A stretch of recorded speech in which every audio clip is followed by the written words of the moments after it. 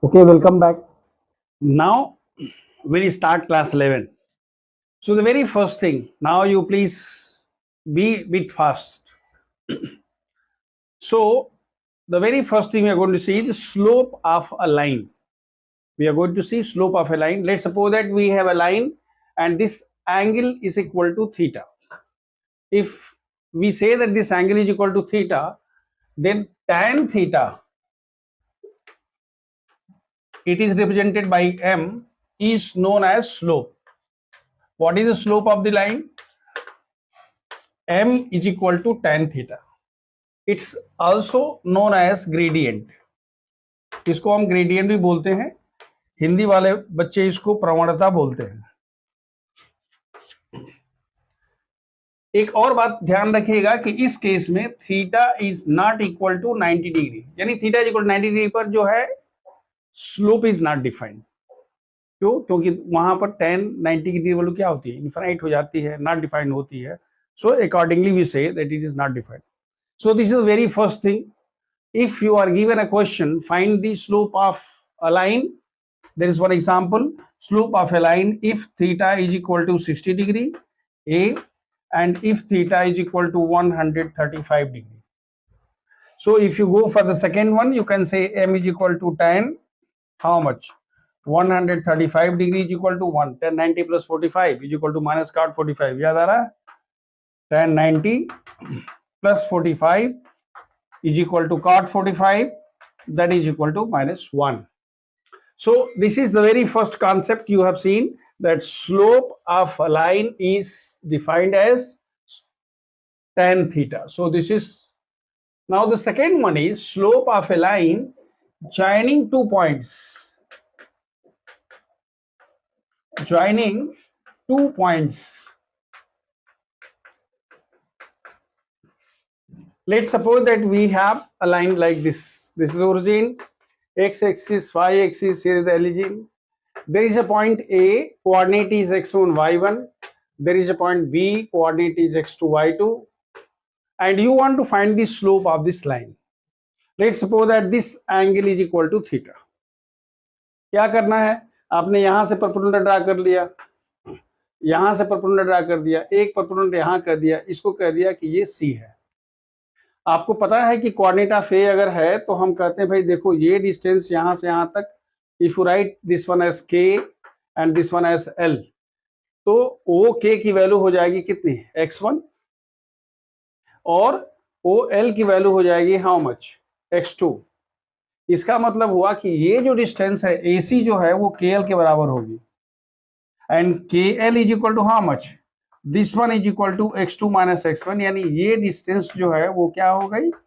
x2 minus x1. इसी तरह से यहां तक जो डिस्टेंस है ये हो गई y2 और ये डिस्टेंस है y1, तो ये y1 है तो ये भी y1 हो जाएगा, इसलिए ये डिस्टेंस कितनी हो जाएगी? y2 minus y1. That's all. If this angle is theta, then this angle is also equal to theta.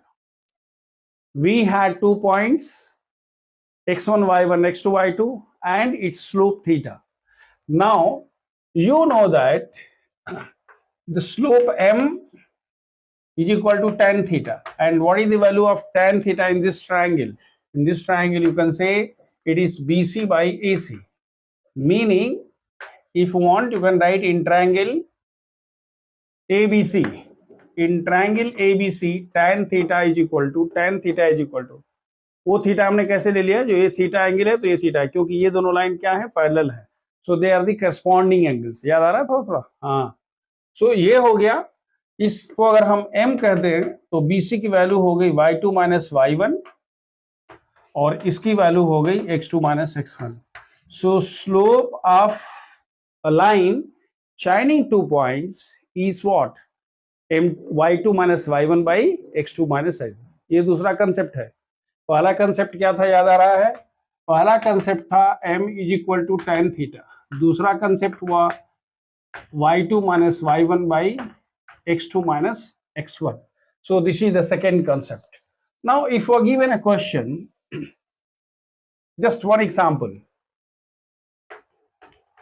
find the slope of slope of a line joining a minus 1 2 and b 3 2. Find the slope of a line joining the points a minus 1 2 and b 3 2. So you can write m is equal to 2 minus, let me write here 3.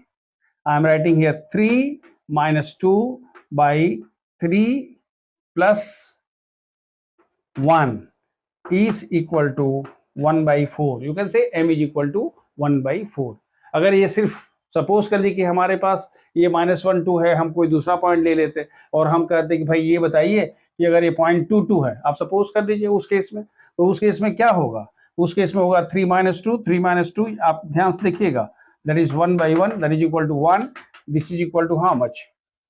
हाँ, अगर angle पूछ देता तो कहते भाई tan 45 degree, that tan 45 is equal to 1, therefore theta is equal to 45. So इस तरह से हम क्या निकालते हैं? How to find the slope of a line segment joining 2 points. This is the second one. Now the third one is, what is the condition of parallelism? Now there are two conditions. We are writing conditions. This is also an article.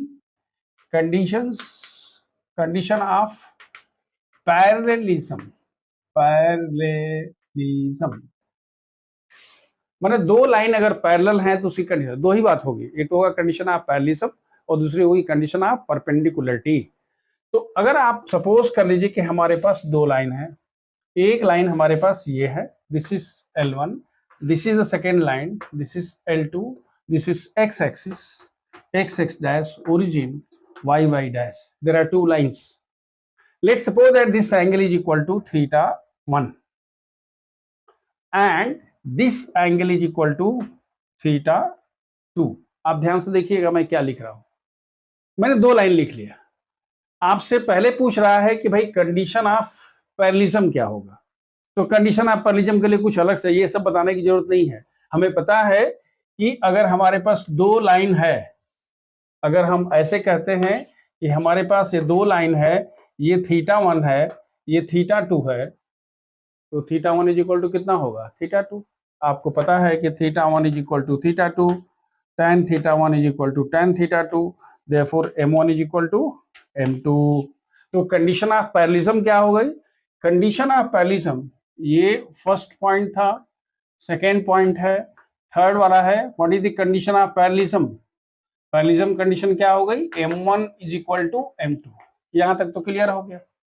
ये दो line parallel हो गई. Parallel, उसमें कुछ अलग से आपको सोचने की जरूरत नहीं है. If two lines are parallel then both the lines will make equal angles with positive direction of x axis, and meaning if theta 1 and theta 2 are the two angles, ultimately theta 1 theta 2 will be equal. If two angles are equal, so if you take their tans, that is tan theta 1 and tan theta, they will also have the same value. And if tan theta 1 is equal to tan theta 2, means you can say m1 is equal to m2. So this is condition of parallelism. The problem starts when we ask, what is the condition of perpendicularity? Perpendicularity.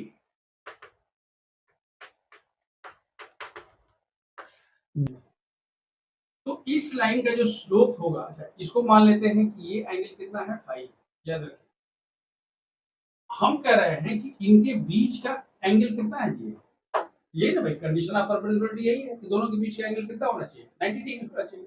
तो उस situation में हमें पहले ये पता है, देखिए m is equal to कितना हो गया? tan theta is equal to m1. हमने तो मान लिया था लाइन L1 का स्लोप कितना है? m1 है. यहां तक तो क्लियर है. अब कह रहे हैं कि सर वो तो ठीक है, लेकिन फिर इसका क्या होगा? तो हम ये कह रहे हैं कि भाई देखो, जो फाई है वो होगा 90 डिग्री प्लस थीटा. कैसे? देखिए फाई का मान कितना होगा? 90 डिग्री प्लस थीटा. इसका मतलब कि अगर आप tan फाई की बात करते हैं, जिसे हमने क्या बोला था? m2 बोला था, उसका स्लोप है, तो tan फाई का मान क्या होगा? ये tan 90 डिग्री प्लस थीटा, और tan 90 प्लस थीटा का मान क्या होगा जी?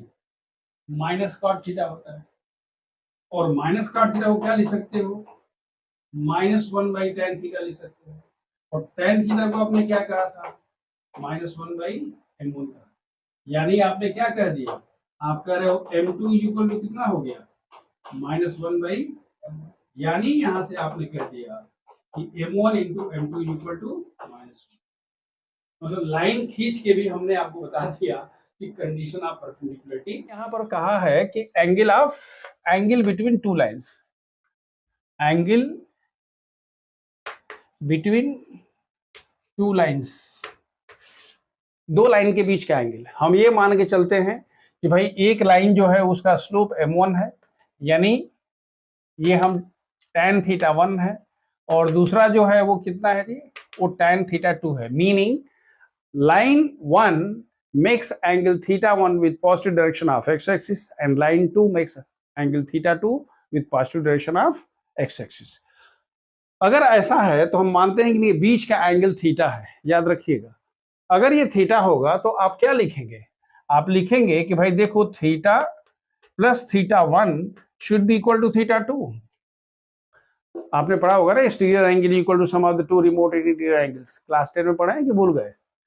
अच्छा, अगर भूल गए हैं तो आप ये मान लीजिए कि मैं झूठ नहीं बोल रहा हूँ, मैं सही से ही बोल रहा हूँ, है ना, सत्यम ब्रूयात प्रियम ब्रूयात, तो मैं सत्य बोल रहा हूँ कि भाई इन दोनों का एंगल का जो सम होता है ना, इतना होता है, किताब में ला लीजिएगा, मैं झूठ नहीं बोल रहा हूँ। तो theta plus theta 1 is equal to कितना हो गया, थीटा 2। अभी इसकी चिंता मत करिए, पहले इसको देखिए, theta plus theta 1 is equal to theta 2। तो उस केस में अगर कोई पूछता है भाई थीटा की वैल्यू क्या होगी, तो हम बोलेंगे भाई थीटा की वैल्यू होगी वो थीटा 2 माइनस कितना होगा, थीटा 1। अगर हम कहते हैं सर हमको अगर tan थीटा निकालना है तो हम क्या निकालेंगे tan थीटा 2 माइनस थीटा 1। आपने tan a माइनस बी का फॉर्मूला पढ़ा होगा, ट्रिग्नोमेट्री में नहीं पढ़ा है तो हम यहाँ लिख दे रहे हैं, आप पढ़िएगा। इसकी वैल्यू होती है tan theta 2 minus tan theta 1 by 1 plus tan theta 2 into tan theta 1, यानी ये कितना हो गया जी, m2 minus m1 by 1 plus m1 into m2। ये वैल्यू किसकी है, ये वैल्यू है tan theta is equal to m2 minus m1 by 1 plus how much, m1 into m2। अब देखिए मैंने आपसे बोला था कि भाई दो एंगल के बीच का एंगल निकालना है। मान लीजिए कि हम दो एंगल ऐसे करते हैं, हमने कह दिया भाई ये एंगल हमारा 60 डिग्री है। आप कह रहे हैं सर हम तो इसके बारे में सोच रहे थे, कोई जरूरी थोड़ी कि जैसे हम सोचेंगे वैसे आप सोचेगा, फिर संसार चलवे नहीं करेगा। कहता हम तो सर इसके बारे में सोच रहे थे। मतलब ये हुआ कि अगर ये दो लाइन एक दूसरे को इंटरसेक्ट करती है तो इनके बीच का एंगल या तो थीटा हो सकता है या फाई हो सकता है। मीनिंग अगर इसका एंगल कितना हो गया, फाई है, तो हम फाई को क्या लिखेंगे जी, phi will be equal to how much, 180 degree minus theta. इस व्यवस्था में theta plus phi is equal to 180 degree, तो थीटा का मान कितना होगा, 180 माइनस थीटा। तो इसलिए अगर आपको tan फाई कहना हो, याद रखिए ये आप वाला एंगल बिटवीन टू लाइंस है। मैंने कहा ना कि भाई इसके बीच का एंगल, आप बोल रहे हैं हम इनके बीच का ये वाला एंगल निकालना चाहते हैं, तो उस सिचुएशन में tan फाई की वैल्यू क्या हो जाएगी, tan 180 degree minus theta, and that is equal to how much, minus tan theta. इसका मतलब क्या हुआ जी, ये माइनस हो गया m2 minus m1 by 1 plus m1 m2। This is the value of tan phi हो गया। तो हमारे पास दो फार्मूला हो गया, या तो माइनस होगा या प्लस होगा। तो अब हम इसको जनरल हम ले लें। अगर हम इन जनरल थीटा को याद रखिए, हम थीटा का कंसेप्ट क्या लिखते हैं कि अगर हम कहते हैं कि if the angle theta is equal to mod of m2 minus m1 by 1 plus how much, m1 into m2, तो कहेंगे सर वो तो ठीक है, लेकिन सर ये मॉड आपने क्यों ले लिया। मॉड हम इसलिए ले लिए कि इसका वैल्यू होता है प्लस माइनस। मतलब ये हुआ कि अगर इसकी वैल्यू क्या होगी जी, दो होगा ना, या तो इसकी वैल्यू प्लस होगी या माइनस होगी। तो अगर इसकी वैल्यू प्लस हो गई तो उस केस में थीटा का मान क्या होगा, एक्यूट हो जाएगा, और फाई का मान क्या होगा, ऑब्ट्यूज हो जाएगा, क्योंकि होना तो 180 डिग्री ही है ना भाई। दो एंगल के बीच आप कह रहे हो, हमने कह दिया सर ये मेरा 60 डिग्री है, तो अगर 60 डिग्री है तो ये वाला कितना होगा जी, 120 डिग्री हो जाएगा। तो हमने कहा कि अगर थीटा एक्यूट है तो दूसरा वाला यानी तो फाई जिसको बोल रहे थे वो क्या होगा, ऑब्ट्यूज हो जाएगा, एंड वाइस वर्सा। अगर हम कहते हैं कि नहीं सर ये वाला हम निगेटिव होगा तो ये वाला पॉजिटिव हो जाएगा। कहने का मतलब वो है कि this is the general formula for what, angle between two lines. अब एक चीज और देखिए, अगर हमारे पास ये वाला है और हमसे कोई पूछता है कि भाई ये बताइए इसकी एक कर्लरी है, अगर L1 is parallel to L2, याद रखिएगा मैं आपको वहां थोड़ा बीच में मैंने छोड़ दिया था, वहां सोचा था बचाने से पहले कि आपको यहां बता देंगे तो और क्लैरिटी हो जाएगी। अगर L1 is parallel to L2, अगर L1 is parallel to L2 होगा तो theta should be equal to 0। दो लाइन अगर पैरेलल होती है तो उनके बीच का एंगल कितना होता है, 0 होता है। उस केस में ये जो M2 minus M1 by 1 plus M1 M2 है, इसकी वैल्यू 0 हो जाएगी, यानी M1 माइनस M2 की वैल्यू 0 होगी, यानी M1 इज इक्वल टू क्या होगा, M2 हो जाएगा। तो आपने पहले भी कहा था, लाइन भी खींच के देख रहे थे, मतलब हमने इसलिए कहा कि थोड़ा सा 11th में है तो 11th तरह से सोचिए, ये नहीं कि हाँ सर दो लाइन खींचेंगे दोनों एंगल बराबर होगा, tan थीटा tan थीटा हो जाए, अरे स्टाइल में देखो ना यार, करना वही है लेकिन थोड़ा सा स्टाइल देख लो। तो एक तो ये पार्ट है, इसकी जो सेकेंड कर्लरी है वो अब देखो जरा ध्यान से देखना, हम लिखते हैं कि अगर theta is equal to how much, 90 degree, याद रखिएगा नीचे वाले का मान 0 होना पड़ेगा क्योंकि इट इज नॉट डिफाइंड, याद आ रहा। तो उस केस में हमारे पास 1 plus M1 into M2 should be equal to 0। This imply that M1 into M2 is equal to -1। Now I will give one question, आप 1 मिनट में आप अपने से करके देखिए कि देखिए फाइंड द वैल्यू, एक मैं एग्जांपल दे रहा हूं, आप लोग 1 मिनट में अपने से करिए। Find the value of k, find, हम लिख रहे हैं find the value of k if the line joining, lines joining A k plus 2 3 k plus 2 3 and B 4 1 is, line होगा, is perpendicular to the line joining C 2 1 and D -1 5। ये आपके पास question है, आप अपने से 1 मिनट के लिए करिए। आपने कर लिया? देखिए आपके पास A क्या है, A की वैल्यू है k प्लस 2 और 3 है, और B की वैल्यू है 4 1, C की वैल्यू है 2 1 और D की वैल्यू है 4 5। यही आपको दिया हुआ, कहा जा रहा है कि भाई ये दोनों लाइन से एक दूसरे के परपेंडिकुलर है। तो अगर मान लेते हैं कि इसका जो स्लोप है, यानी किसका जी, हम बात कर रहे हैं AB का स्लोप।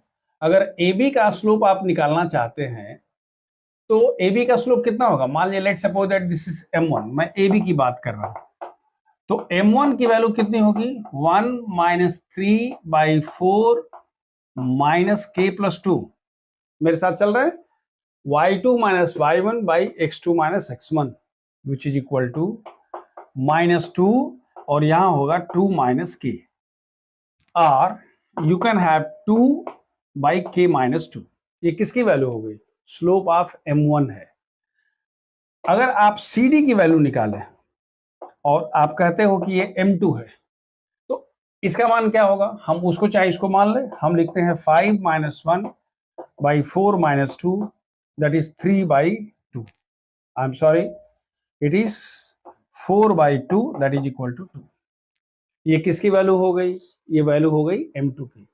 आप कहते हो कि भाई दीज टू लाइन्स, अगर ये L1 है, आप क्या लिख रहे हो, AB is perpendicular to how much? CD. अगर AB परपेंडिकुलर CD है तो क्या लिखोगे?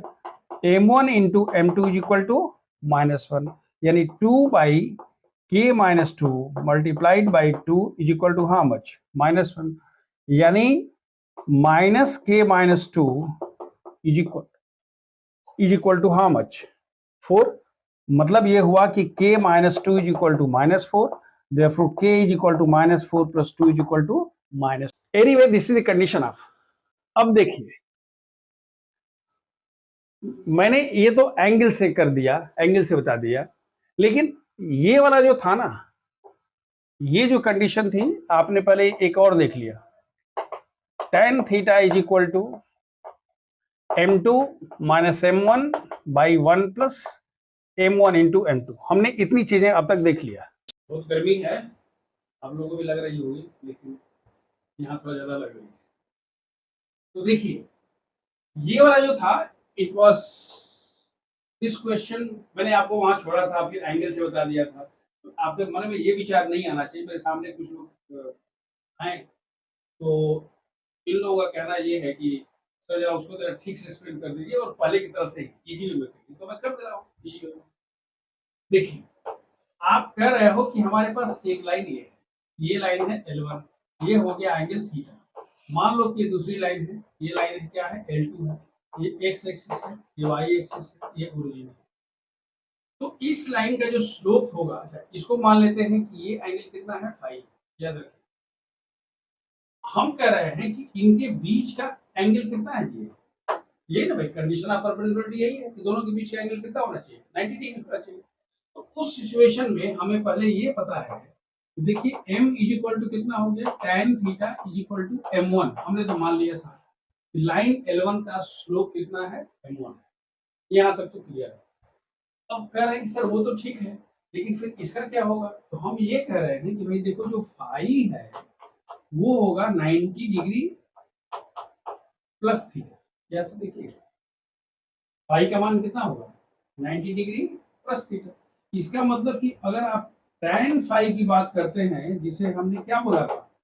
m2 बोला था, उसका स्लोप है, तो tan फाई का मान क्या होगा? ये tan 90 डिग्री प्लस थीटा, और tan 90 प्लस थीटा का मान क्या होगा जी? माइनस कॉट थीटा होता है। और माइनस कॉट थीटा को क्या लिख सकते हो? -1 बाई tan थीटा लिख सकते हो। और tan थीटा को आपने क्या कहा था? -1 बाई m1 का। यानी आपने क्या कह दिया? आप कह रहे हो m2 इक्वल टू कितना हो गया? -1 बाई, यानी यहां से आपने कह दिया कि m1 into m2 equal to -1। मतलब लाइन खींच के भी हमने आपको बता दिया कि कंडीशन ऑफ परपेंडिकुलरिटी क्या है। I hope is clear. So far we have seen slope, the slope of the line joining 2 points. Then we have seen condition of parallelism, then condition of perpendicularity, and then we have seen angle between two lines in terms of m1 and m2. Now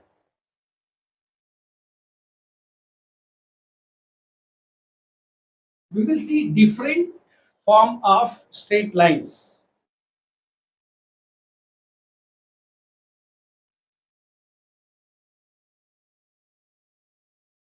देखिए, मैं लिख रहा हूं, इसको बोलते हैं various forms of straight lines. अब different different form में हम बात, सबसे पहला, now we are going for what? We are going for the equation of lines. Practically पहला वाला जो था वो तो ठीक ठाक था, लेकिन अब थोड़ा थोड़ा शुरू होगा यहाँ से। और मैं थोड़ा सा स्लो हो जा रहा हूँ, मैं बहुत तेज नहीं जाना चाहता हूँ, क्योंकि बहुत हड़बड़ी नहीं है। अगर यहाँ से नहीं हो पाए, जितना यहाँ हो पाएगा, otherwise will I make the video and then you can see from there. So we are going to see various forms of, सबसे फर्स्ट, जो फर्स्ट इसका फॉर्म है, हम कहते हैं कि भाई अगर हमारे पास there is a straight line which is parallel to x axis, याद रखिएगा, मैं कह रहा हूं there is a line what parallel to axis. Axis मतलब क्या, एक्स एक्सिस भी हो सकता है, वाई एक्सिस भी हो सकता है। मान लीजिए कि हमारे पास एक लाइन है L1, इसकी डिस्टेंस जो है वो b है, मैं जानबूझ के ले रहा हूं b।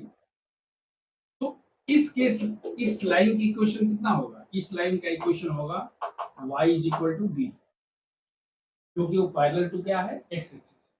लेकिन अगर यही हम नीचे उस b को कर लेते हैं, ये ओरिजिन है, अगर नीचे कर लेते हैं तो इस लाइन का इक्वेशन कितना हो जाएगा, ये तो इसका हो गया, इसका कितना होगा y is equal to minus P.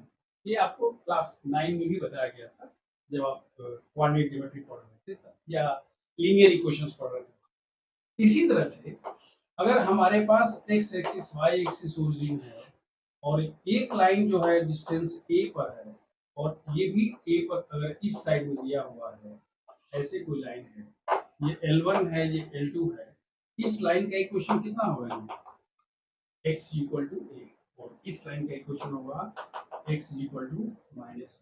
यानी हमने अभी जो देखा वो दो देखा, x is equal two plus minus a and y is equal to what, plus minus b. The equation of lines parallel to y-axis and at distance a in the right hand side of y-axis is x is equal to a. To the left hand side, x is equal to minus a. Above x-axis, it is, याद रखिए, to the right of y-axis, x is equal to a. To the left of y-axis, x is equal to minus a. Above x-axis, y is equal to b, and below y is equal to minus b. So these are the things you have seen even in standard 9, but just I wanted to know. Now, I am going to take up one question, and that is the second one, slope intercept form. Slope intercept form. You want to find the equation of a straight line in slope intercept form. देखो नाम से ही स्पष्ट है यार, slope intercept means क्या, इसका slope होगा और इंटरसेप्ट होगा। हम कहते हैं कि let us find the equation of a straight line, मेरे साथ साथ चलिएगा, equation of a straight line which makes angle theta with positive direction of x-axis and cuts and intercepts c from positive direction of y-axis. Meaning, आप किसकी बात कर रहे हो, x एक्सिस है, y एक्सिस है, ओरिजिन है।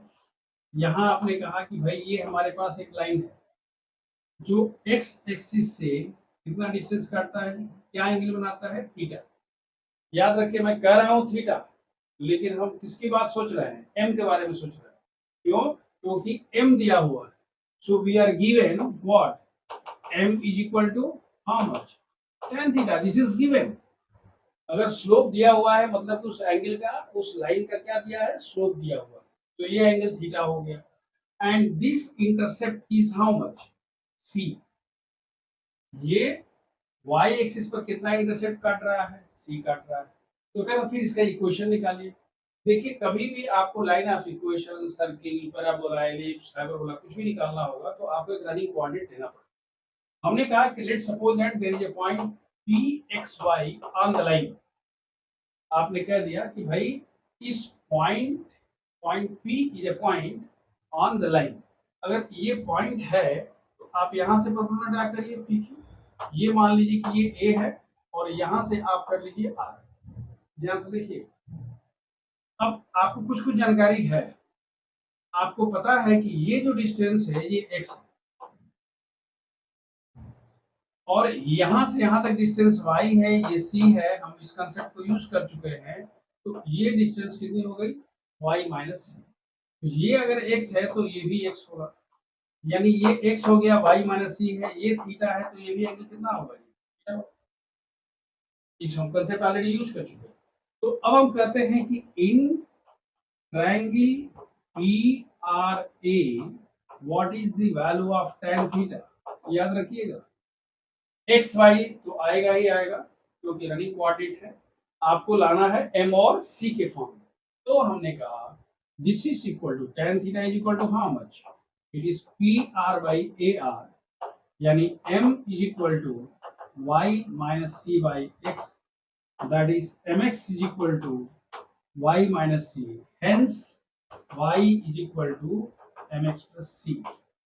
This is the equation of straight line in slope intercept form. ये किसके फॉर्म में हो गया जी? y is equal to mx plus c. ये कौन सा है? This is the equation of straight line in slope intercept form. Slope इसमें क्या है? m है और c क्या है? इंटरसेप्ट। हम इसमें सिंपल से एक दो एग्जांपल भी करते चलते हैं, क्योंकि देखिए I will be making separate video on the questions, that is the practice, जिसमें एनसीईआरटी के सभी अच्छे क्वेश्चंस कर लेंगे। उसके अलावा हम अपनी किताब के भी क्वेश्चंस लेंगे या कुछ अलग से क्वेश्चंस, हम कॉम्पिटिटिव आंसर्स के क्वेश्चंस लेंगे, वो अलग से वीडियो बनाएंगे, क्योंकि अभी एक साथ पॉसिबल नहीं है। एक छोटा सा एग्जांपल देखिए, फाइंड द इक्वेशन। एग्जांपल 1 है, find the equation of a line which is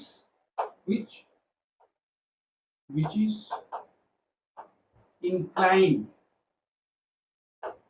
at 60 degree with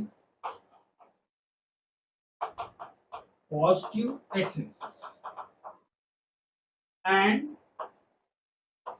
cuts an intercept of 3/2 from positive y-axis. Very simple. What is given? Solution given. Theta is equal to how much? 60 degree. क्या रखिएगा? Theta का मान कितना है जी? 60 degree. और c is equal to कितना है? 3/2. Therefore, what is m? m is equal to tan 60 degree, that is equal to √3. Equation of line क्या होगा? Required equation of line, y is equal to mx plus c. y is equal to the value of m is how much? √3x plus c is equal to 3/2. इसको और simplify कर लीजिए तो ये हो जाएगा 2y is equal to 2√3x plus 3. जल्दी हम आंसर इस तरह से लिखते हैं, -2y plus 3 is equal to 0. This is the equation of straight line. क्या लिखते हैं? Standard form of the equation is ax plus by plus c is equal to. ये हो गया आपका स्लोप इंटरसेप्ट फॉर्म। अब देखिए,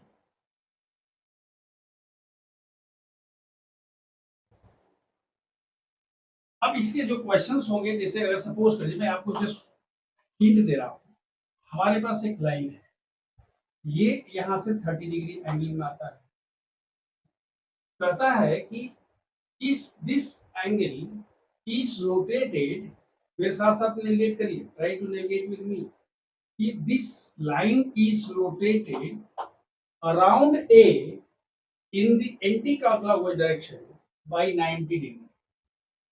मेरे साथ चल रहे हो? हम क्या बोल रहे हैं? 90 डिग्री अगर हम करते हैं तो ये वाला क्या होगा? यहां से 90 डिग्री ऐसे हो जाए, ये वाला कितना हो गया जी? 90 डिग्री। इस लाइन की जो पोजीशन है नई वाली ये, एंड देन वो बोलता है कि कट्स दी क्या इंटरसेप्ट 5 है, 7 है, 3 है, इसका डबल है, मतलब ये वाला वैल्यू दे दिया। तो जो आपके पास एंगल था वो m इज इक्वल टू क्या होगा? वो 120 डिग्री हो जाएगा। याद रखिएगा, इसके अराउंड क्या किया गया? रोटेट किया गया। तो आप ये 30 डिग्री है, हम मान निकल जा रहे हैं, मान लीजिए 30 डिग्री है, कहता है कि ये -3/2 है, कहता है कि जब उधर जाता है तो क्या करता है, इसका कुछ पार्ट हो जाता है या इसे इतना गुना बढ़ जाता है, या कह देता है कि नए वाली स्थिति में इसका इंटरसेप्ट इतना हो जाता है। क्लियर है? लेकिन आपकी असली समस्या इंटरसेप्ट से नहीं है, आपकी समस्या नए वाले एंगल से। ये जो पहला वाला इंक्लिनेशन था वो 30 डिग्री है, और जो नई सिचुएशन में when it is rotated about A, यहाँ पर उसको ऐसे पकड़ लीजिएगा, दबा दीजिएगा पैर से, जब घूमेगा तो ये यही रहेगा, मतलब घूमते घूमते वहीं आ जाएगा। हमारी बात समझ आ रही है? तो this angle will become what, required angle, and that will give you the value of slope. So this is slope intercept form. दूसरा वन, अगर हम कहते हैं इंटरसेप्ट फॉर्म, एक और 8 की दी इंटरसेप्ट फॉर्म, ये दूसरा है। We have to find the equation of straight line in intercept. Intercept form हम करना चाहते हैं, हम कहते हैं कि let a line makes intercepts A and B on x-axis, then we have to find the equation of straight line.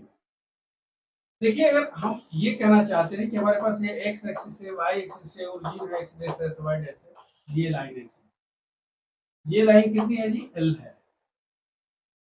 आप क्या कह रहे हो, ये A है और ये क्या है, B है, ये इंटरसेप्ट फॉर्म।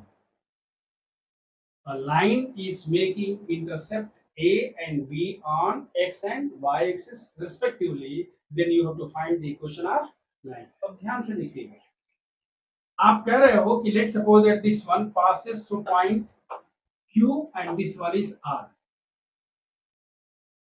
आप क्या कह रहे हो, क्या दिया हुआ है, given OQ is equal to how much, A, OR is equal to how much, B. Therefore, what is the coordinate of Q? Can anyone ask me? Coordinate of Q should be equal to how much, A0. तो coordinate of Q कितना हो गया जी, A0. What is the coordinate of R?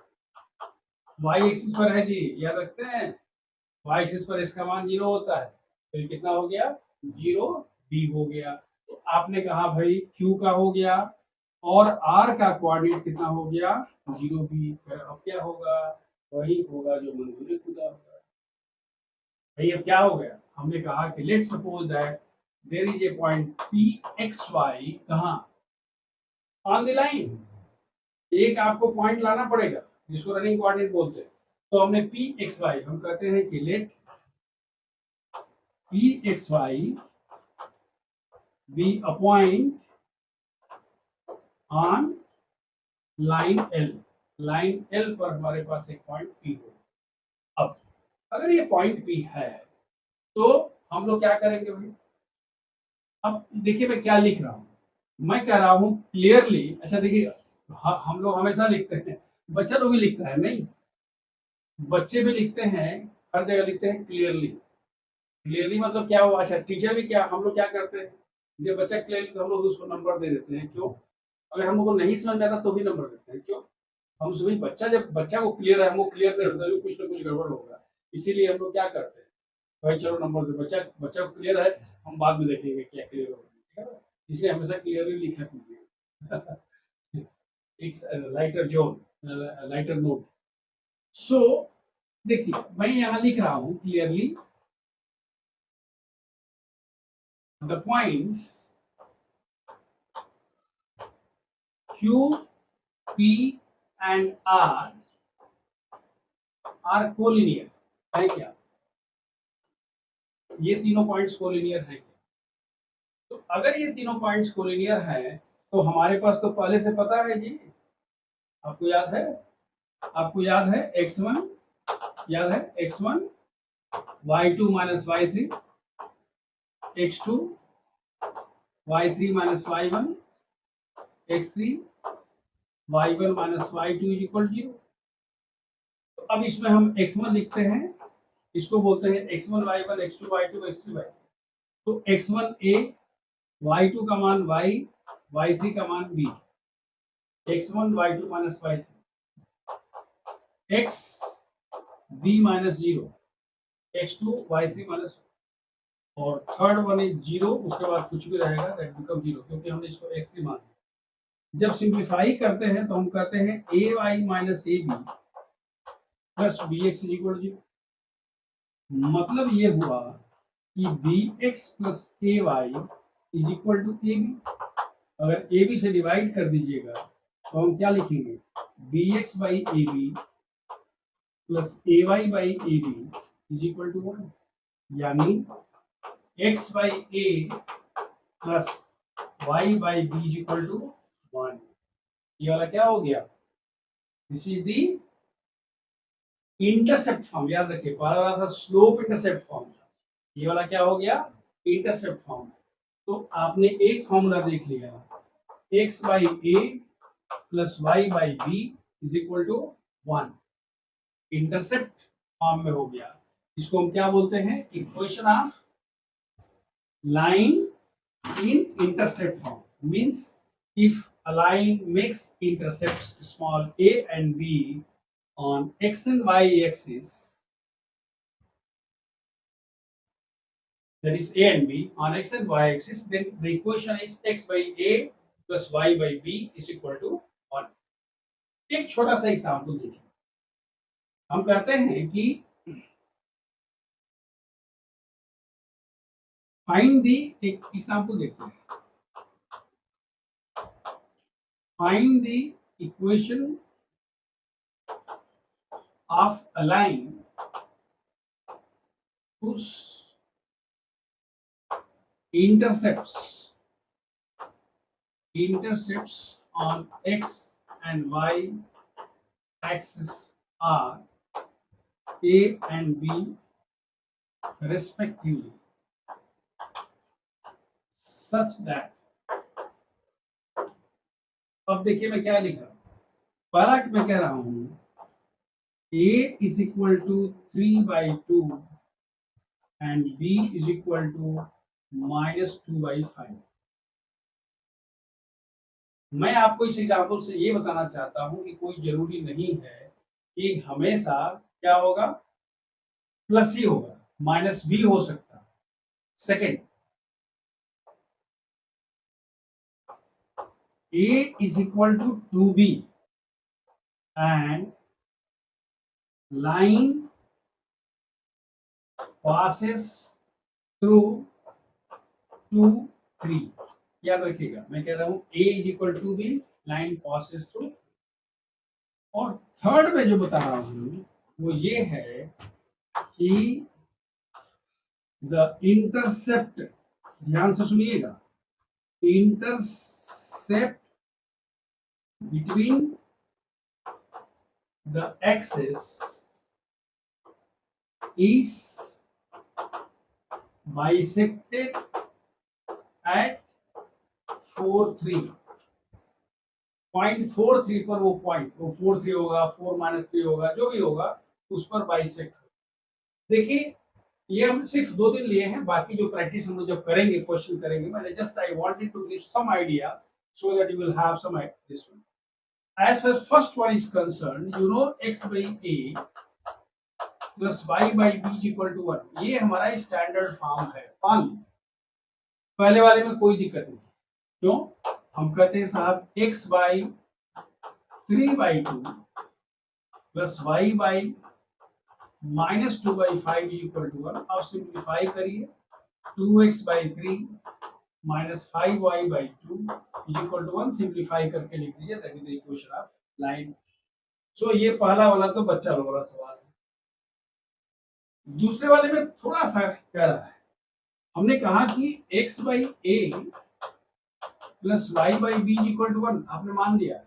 आप जो second question को इसको देख रहे हैं तो आप क्या लिख रहे हो, a is equal to 2b दिया हुआ है। क्या दिया हुआ है? a is equal to 2b। तो आप क्या लिखोगे? देयरफॉर इक्वेशन नंबर 1 बिकम्स, ये क्या हो जाएगा जी, x by 2b plus y by b is equal to 1। मैंने कोई नया काम नहीं किया है सर, मैं क्या लिख रहा हूँ, a is equal to 2b कह रहा हूँ, जहां a है वहां पर हम क्या लिख रहे हैं, 2b। तो ये तो भाई समझ में आ रहा है, ये x मतलब इसको लिख सकते हैं x प्लस 2y, एक स्टेप में छोड़ रहा हूं, मैं लिखता हूं 2b x plus 2y is equal to 1। This imply that x plus 2y is equal to 2b। ये कौन सी कंडीशन है? When the condition is given a is equal to 2b। लेकिन आपसे कह रहा है ये जो लाइन है it passes through the point 2, 3। क्या दिया हुआ है? इक्वेशन नंबर 2 पासेस थ्रू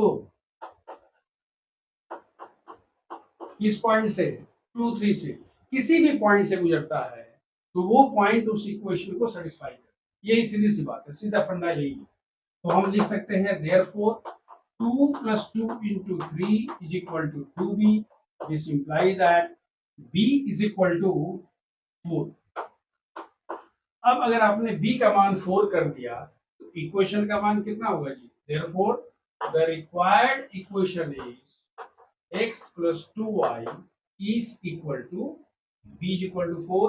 मतलब क्या हुआ? 8 हो गया। This is the equation of line in the second case. अब सबसे जो इंटरेस्टिंग क्वेश्चन है, जो एनसीईआरटी वगैरह भी इन्होंने क्वेश्चन दिया हुआ है कि साहब ये जो लाइन है ना, इस पॉइंट पर बाइसेक्ट होता है क्या?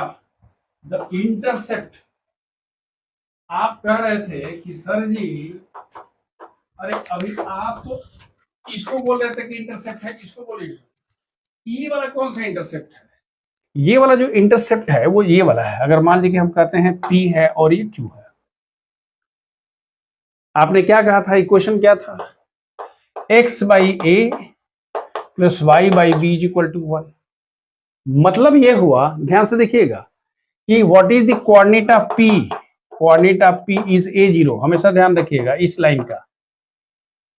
अरे y0 x = a, और Q का कोऑर्डिनेट कितना होगा जी?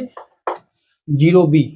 ये 2 पॉइंट है, लेकिन आपसे कह रहा है कि हमारे पास एक ऐसा पॉइंट है बीच में, यहां पर मान लेते हैं ये पॉइंट क्या है जी? 4 3 है। कह रहा है कि 4 3 is the meet point of the intercept made by the 2 axis on the line. Confusion हो रहा है? ये लाइन का इंटरसेप्ट था एक्स एक्सिस पर, ये इंटरसेप्ट था वाई एक्सिस पर, लेकिन ये जो इंटरसेप्ट है, this is the intercept on the line between 2 axis. ये भी इंटरसेप्ट ही है। क्लियर हो गया? तो इस इंटरसेप्ट का मीट पॉइंट क्या है? 4 3 है। आप सोच रहे होंगे ना कि सब क्या क्या दे रहा है जी? कुछ नहीं है, वही वाला है। तो अब देखिए, अब बड़ा आसान हो गया। अगर ये इसका मीट पॉइंट है, हम लिख रहे हैं क्लियरली। अच्छा, ये 4 3 के ऊपर कुछ भी हो सकता है, थोड़ा सराफत दिखाइएगा जब रफ फिगर बनाइएगा। और 4 - 3 है तो लाइन को इधर से खींच दीजिएगा, भले ही ए भी लिखिए, उसको चिन्ह बदलने की जरूरत नहीं है, ए भी चलने दीजिए, वो अपने आप वैल्यू निकल जाएगा। तो हमने इस केस में क्या लिखा है? फिर मैं वही लिख रहा हूं क्लियरली, क्या? M is the what? Meet point of, किसका मीट पॉइंट है जी? Meet point of PQ। PQ का मीट पॉइंट है। Therefore a + 0/2 = 4। This imply that a = 8। कुछ आ रहा है? गुदगुदी हो रही है?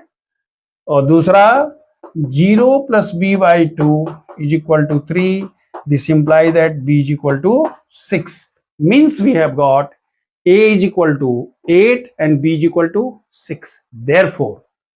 Therefore, equation of line is x/a, y/b = 1, x/8 + y/6 = 1. This implies that कितना होगा जी दोनों का? It is 24, it is 3x, it is 4y = 1, यानी 3x + 4y = 24, 3x + 4y - 24 = 0। तो ये वाला क्या हो गया? ये हो गया इंटरसेप्ट फॉर्म। तो हमने क्या क्या देख लिया? पैरेलल हो गया, इंटरसेप्ट फॉर्म हो गया, और ये क्या हो गया? ये सॉरी स्लोप इंटरसेप्ट फॉर्म है, और ये वाला क्या है? इंटरसेप्ट फॉर्म है।